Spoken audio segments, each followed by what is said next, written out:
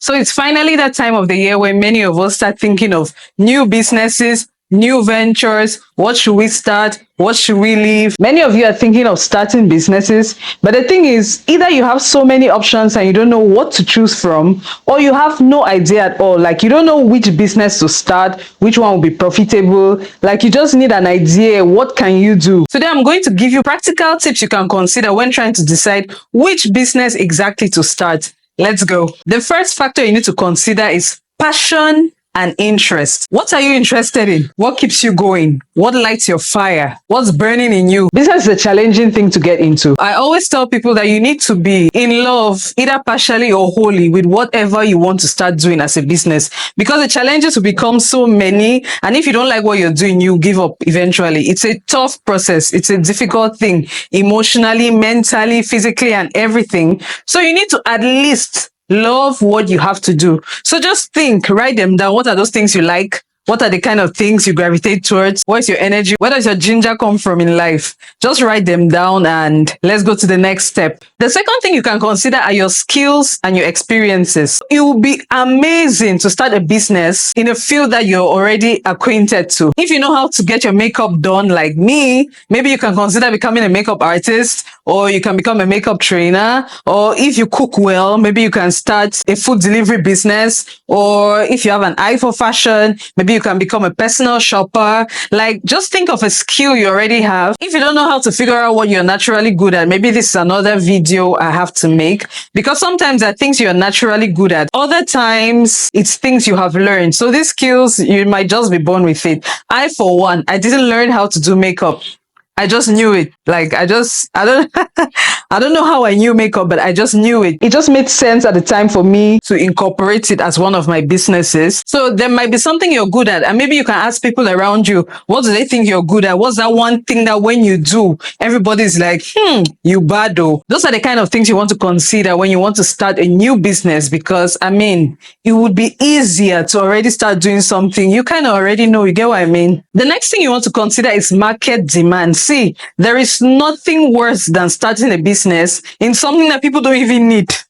So are you sure there's a demand for what you're trying to do? Try to do your research. Do your market research. Look at your audience. Do they need what you want to offer? What do they need? Try to be very sure that there is a demand. Let's say you have 4 options for a business. Just try to look at the demand for each of those options in the market. It will easily drive you towards the right path. Study the market trends. See what people are looking for. See what's up. Like, what's up around you? What's up? What's happening? It would easily mold your ideas, put your ideas together. Once you know what people need, it will be easier for you to decide what exactly to do. Because like I said, you don't want to do something that people don't need. That's a bad idea. And that naturally leads into the next thing, which is your target audience.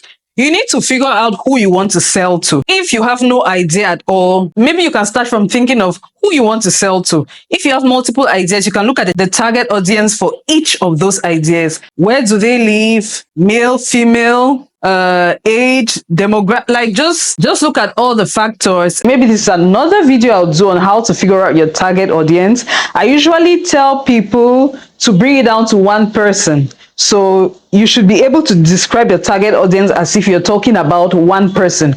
Who do you want to sell to? Who's your ideal client? Like, if you had to describe the person, would you describe me? Am I your target audience? Am I your target client? Be very sure of who you're targeting. And like I said previously, make sure those people need what you're about to start offering. The people that you want to target, do they need what you want to sell? You need to be very sure about that. The next thing you want to look into are your financial considerations. Some businesses need more capital than other businesses, financially, I mean. So depending on what you have, maybe Bobo, you have a lot of money. The business you might need to start or you choose to start might be different from someone else. Maybe you have 100,000 francs. You'll be different from someone who has 10,000 francs. Some businesses are more capital demanding, others are less demanding. So, you know, it depends. Do you have investors? Do you have a sugar mommy, a sugar daddy? Where's your money coming from and how much would it be? You need to consider that maybe you have 1,000,000 francs, you have $1,000. The kind of business you might want to start will be very different from another person's, depending on what they have. So you need to consider your finances. You need to know how much upfront investment the business needs. You kind of measure it based on what you have, and you'll see what you can do and what you cannot do. So that would naturally even direct you to where you need to go. The money will easily direct you in the direction in which you have to follow, because you cannot be following a 1 million direction when you have just 30K. It doesn't make sense. It doesn't align. So your finance is very important. The next thing is really important, the competition. So let's say you have an idea and you don't really know if you should go with it or not. Just look at the competitors, those who are already doing it in the market. A highly competitive business could be stressful for you to get into. The barrier to entry might be higher and you would have to put in a lot more, which is a negative. But the positive here is that you're already sure that there is a market for this business. If so many people are selling leggings, it means that there is a market for leggings in Douala. Yeah, that one is facts. So you might see 30 people in these streets selling leggings, and you'll be like, hi, Masa, who would want to buy my own? Do I have to reduce my price? Like, how will I do for people to even see me and consider my own? You're right. But that also means that there are people who are willing to buy. Because if you didn't have people willing to buy, you'll not have 30 people hawking leggings. You get what I mean? So just look at your competitors, see what they are doing. And the best thing you can do for yourself is to see where there is a loop, see where there is a gap, see where your competitors are not meeting up for their clients, see where there is a weakness amongst your competitors. And you can come in with the same business, but use their weakness as your biggest strength. So just analyze your competitors, see what's happening, and see where you can come in. You get? All right. Something you want to consider highly is scalability. This business you are deciding to start, or the ideas you're looking at, are they scalable? Like, can they grow over time? Can you make more profits monthly? Is there a way that the business will grow naturally, or can you force it to grow? Because there are some businesses that you cannot scale. There are just some businesses that once you start it, that's it. The idea you want to go with, is it one that you can actually grow? Scaling just means growing. Is it a business? Is it an idea that can grow? Can your profits grow over time? I usually ask people, you want to sell something, can one person buy multiple items? There are certain things you sell, and once I've bought one, I don't need another one ever, or maybe I'll need another one in 4 years. But you might be selling something, maybe dresses, and every time you have a rivage, I want to buy one. Every time you have stock, I want to buy one. You can increase the number of dresses you sell. One person can buy 20 dresses from you and they'll not get tired. That's why it's a scalable business. But some businesses are not scalable. They cannot grow. You cannot grow them. Once I've had it, Sava. The choice you're trying to make, is it scalable? Can it grow? Can it expand? Another thing many people don't consider is personal goals. You need to choose a business that aligns with your personal goals. It's very important. I, for one, I have this personal goal of elevating people, educating people. I like to impact people in the areas of self-development. I like to teach. I like to motivate people. I like to inspire people. So my business just aligns with my goals. I'm into cosmetics. I think I didn't even introduce myself. My name is Anyi, and I own multiple businesses in fashion, beauty, and cosmetics. And I've been running them this is the 17th year, I think. And for my cosmetics business, for example, I always talk about the glow up. When I sell my cosmetics, I want people to elevate their glow, to look better, to gain more confidence. And it just goes with my beauty business and the fashion business too. I like the confidence that my business gives women. Like when you transform them, when there's that transformation, the way they feel about themselves, the way they talk about themselves, the way they carry themselves, everything changes. So it just aligns with my goals of always elevating people, motivating people. It aligns. So don't get into a business that doesn't align with your goals. You cannot start selling pepe when your life goals. Wow.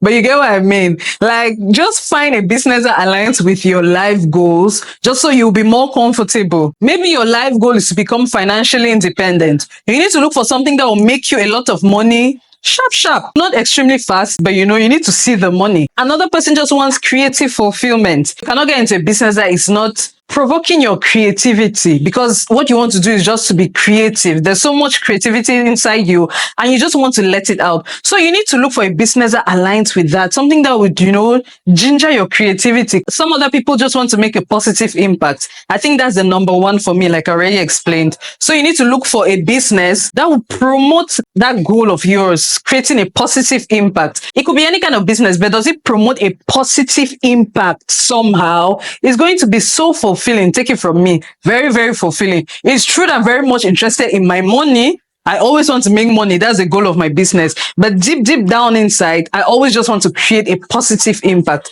I want people to feel better about themselves. And my businesses are just perfect in that aspect. Hey, don't forget this one. Risk tolerance. See, be honest with yourself. How much risk can you shock? Hey, business is risky. Oh. It is risky. You just need to be honest, because some businesses need a higher risk tolerance. It's true that those are the most profitable businesses, but not everybody has that heart. Not everybody has that chest to take in that kind of risk. So just know how far you can go with your risk. It will guide you perfectly to the path of which business to choose. Because, I beg you, know what you can handle. Just choose. Hey, business strong very badly.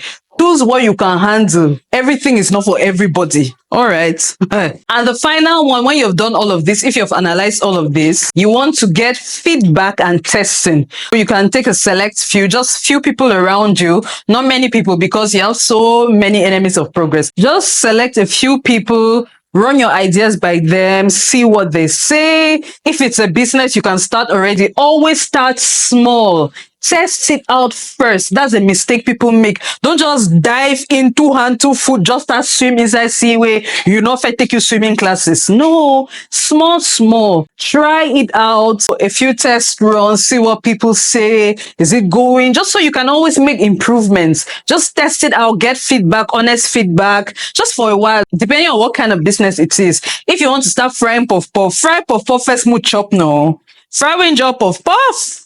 Mo taste the puff puff, tell you it's too sweet, it's too this, it needs to be crispy, it needs to be this. Yeah, if we kind, if you wash you small money, you understand. But we need to taste the puff puff first. You know, if you just start say puff puff, so no, maybe so they do.